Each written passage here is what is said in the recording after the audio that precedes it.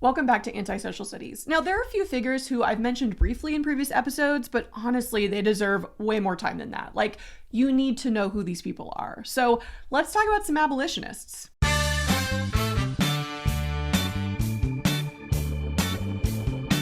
First up, the man with the hair, Frederick Douglass.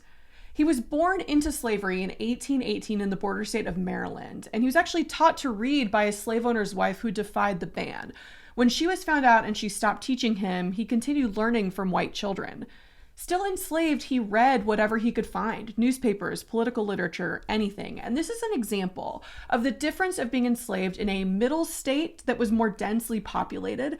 He was often hired out around the town and even sent into Baltimore to make money for his owner, sure, but through these interactions, he was able to interact with more people, even free Black people, and educate himself. Then he would turn around and teach other enslaved people how to read the New Testament at weekly lessons. Frederick Douglass was punished brutally for his persistence, often handed over to a man known to be a, quote, slave breaker, who would inflict physical and psychological torture on Douglass. After 2 failed attempts, he managed to escape, thanks to the help of a free Black woman who he soon married. Oh, right. Frederick Douglass owes his freedom and the rest of his career to his wife, who I bet you've never heard of. Anna Murray Douglass. This lady is the epitome of that saying, behind every great man is a woman. Like, she is that woman. Anna Murray was born just 1 month after her parents and 7 siblings had been manumitted or released from slavery in Maryland. By the time she was 17, while working as a laundress, she met a young enslaved man working at the docks named Frederick Douglass. She actually inspired and encouraged his escape, which he did with her help and savings. As in, she used her job as a laundress to get him a sailor's uniform. She sold her own bed to get money for him to bring with him. And she followed him with enough goods and supplies to create a household together up in the North. You know how Harry wouldn't have made it past the first book without Hermione? That's kind of how I feel about Frederick Douglass and Anna Murray. They married and had 5 children, who were mostly supported by Anna's work as a laundress and a shoemaker. Her husband's income was sporadic, and he was often away on abolitionist speaking engagements. Anna herself also became active in the Boston Female Anti-Slavery Society, and she ran a headquarters for the Underground Railroad. And despite being such an important source of support and part of his story, Anna was barely mentioned in any of her husband's 3, count 'em 3, autobiographies. Her daughter eventually did the work of telling her story, saying that her father's work, quote, was a story made possible by the unswerving loyalty of Anna Murray. Now, Frederick Douglass began his career as a public speaker after being noticed by William Lloyd Garrison, the editor of The Liberator and friend to women that I mentioned last episode. He wrote for this newspaper and gave anti-slavery society speeches before publishing his autobiography in 1845. Ironically, one of the main reasons he wrote his autobiography was because some white Northerners were skeptical that he was telling the truth about his background. Like, if he was so intelligent, well-spoken, and composed, then maybe his enslavement hadn't been that bad, or maybe he was making it all up. Douglass said, "Sit down and read this."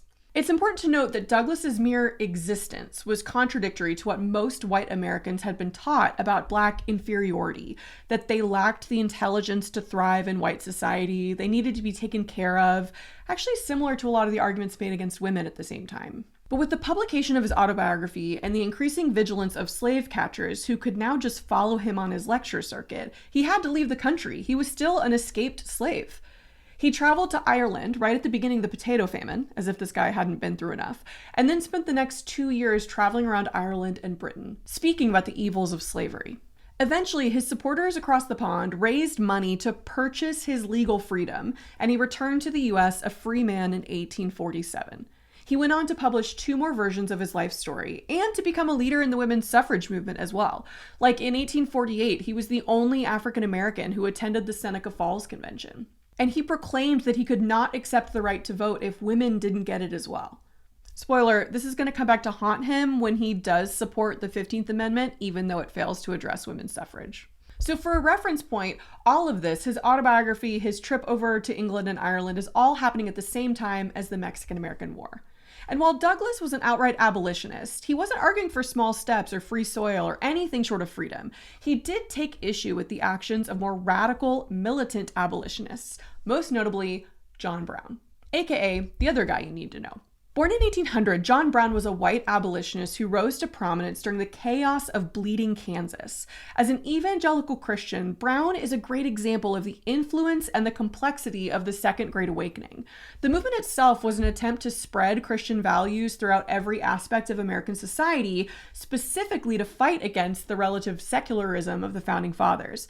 And even though this idea kind of goes against our modern concepts of freedom of religion and a diverse democracy, it also had the positive effect of motivating generations of Christians to apply Christian values to social and political problems like slavery. Brown had a puritanical upbringing and saw himself as an instrument of God whose cause on this earth was to strike the death blow to slavery in the United States. John Brown is like a vigilante anti-hero. He's a little murderous and crazy, but he's murderous and crazy for justice. Brown grew tired of politicians and abolitionists like Frederick Douglass trying to talk their way into a compromise about slavery. He believed radical action and revolution was the only way to change this system. After leading abolitionist militias in Kansas, he set his sights on the western part of Virginia with the goal of sparking a full-scale slave revolt. Dominated by the Appalachian Mountains and populated with poor white farmers, this region was a little more open to the idea of rebelling against the elites who owned slaves on the coast. If you remember Bacon's Rebellion, think of these guys as their descendants. Brown used this area right on the border with Maryland as his base to gather weapons and support. John Brown traveled around the North trying to raise support for his upcoming revolution, even asking Frederick Douglass to join him as a liaison to communicate with enslaved people and help plan the raid. The basic idea was that Brown and his small group of men, mostly white but a few black men included, would raid the federal arsenal nearby at Harpers Ferry, Virginia. They would liberate nearby slaves and then spread throughout the area, freeing and arming enslaved people as they went.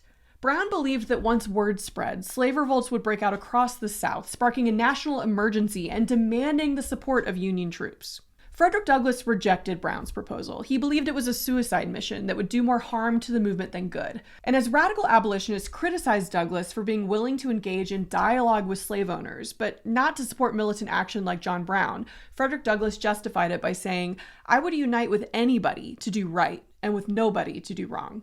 Not all black abolitionists agreed. After John Brown came to speak with Douglass and some supporters in Pennsylvania, a few formerly enslaved men left Frederick Douglass's group to join Brown's army. As the only black survivor of John Brown's group, Osborne Anderson recalled that even though they knew the odds were against them, quote, "There are moments when men can do more dead than alive." Harriet Tubman was also a big supporter of John Brown and helped him recruit more people to his cause. She used her extensive knowledge of the land, thanks to her work on the Underground Railroad, to help him draw up maps and plans for the raid and subsequent, hopefully, revolution. Tubman ultimately wasn't able to join the raid as she was ill, but she was eventually gifted one of the pikes made for the raid, a super simple weapon that could be handed out to untrained slave warriors when the time came. Spoiler, that time never came. Unfortunately, Douglass ended up being right, and Brown's vision didn't come to pass. Well, the first step of his raid went well. A small group captured Colonel Lewis Washington, the great-grandnephew of George Washington, and freed his slaves.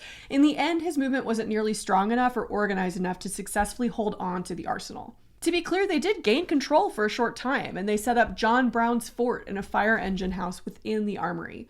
But while his men tried to control parts of the town as they waited for hopefully slave revolts to break out, support from nearby enslaved communities didn't come. But you know who did come? U.S. Colonel Robert E. Lee, who was dispatched by President Buchanan with a group of Marines to retake the arsenal. 2 days after the raid began, Brown and his men were captured and eventually sentenced to death. His public execution was crowded with military and law enforcement prepared for riots to break out. This included future Confederate leaders like Stonewall Jackson and also, weirdly, future presidential assassin John Wilkes Booth, who had stolen a militia uniform to get into the event. John Brown wrote down his final words so that they could be remembered and repeated. "I, John Brown, am now quite certain that the crimes of this guilty land will never be purged away but with blood. I had, as I now think, vainly flattered myself that without very much bloodshed it might be done." These two abolitionists represent an important philosophical divide that's going to haunt reformers for all of history. Do the ends justify the means? Is violence necessary to stop a violent system? Can radical change happen through dialogue and reform, or is revolution necessary? Frederick Douglass and John Brown had the same goal, to end slavery outright across the country, but they disagreed on the methods of achieving that goal. Did John Brown's raid on Harper's Ferry help or hurt the cause? It definitely ratcheted up the tension between the two sides on the eve of a presidential election, but it's hard to say what impact it had on the overall conflict. If anything, it's a clear sign that this whole powder keg is about to blow, so you better pick your side and get ready. Thanks for watching. Like and subscribe, and join patreon.com/antisocialstudies.